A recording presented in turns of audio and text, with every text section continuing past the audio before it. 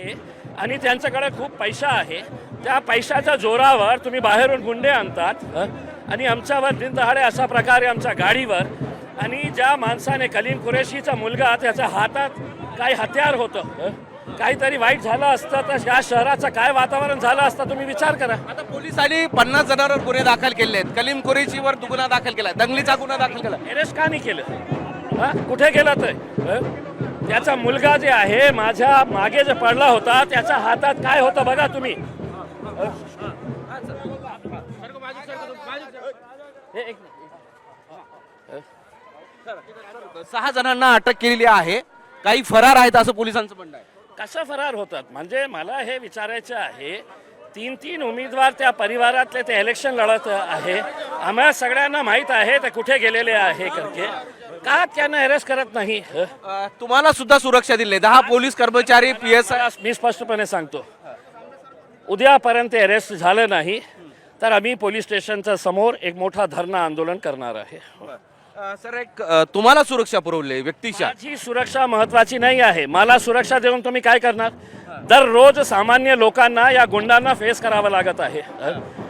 मग त्यांच्या बाबतीत काय हे सगळ्यांना तुम्ही सुरक्षा देणार आहे? मला सुरक्षा देण्याच्या ऐवजी तुम्ही हे गुंड लोकांना आवरा. जे दहशती पसरवत आहे शहरामध्ये पैशाच्या जोरावर. तुमचे कनेक्शन मोठ्या मोठ्या पक्षांच्या नेत्यावर सोबत आहे म्हणून तुम्ही काहीही करणार. पोलिसांच्या समोर तुम्ही दंगा घडवणार. सर तिथं तुम्ही यापूर्वी असं वाघासारखं फिरायचे, पण इथं सुरक्षा देण्याची वेळ का आलेली आहे? का मी मागितलं का? मी मागितलेलं आहे का? आजही आम्ही फिरायला तयार आहे. पोलिसांना असं वाटत आहे की ते या गुंडांना आवरत नाही म्हणून मला सुरक्षा मला दिली.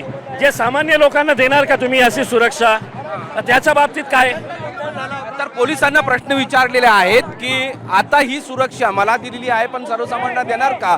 ही जी गुंडगिरी आहे ती गुंडगिरी कमी होणार का? हा एक प्रश्न त्यांनी पोलिसांना उपस्थित केला. आणि सगळ्यात महत्त्वाचं म्हणजे मी पुन्हा एकदा वर दाखवतो की ओवेसी यांची ही यात्रा पदयात्रा हळूहळू पुढे निघालेली आहे आणि ही यात्रा पूर्णतः पोलिसांच्या बंदोबस्ताखाली आहे. मोठ्या संख्येनं पोलीस बंदोबस्त या ठिकाणी तैनात करण्यात आलेला आहे. हा सगळा मुस्लिम बहुल भाग आहे.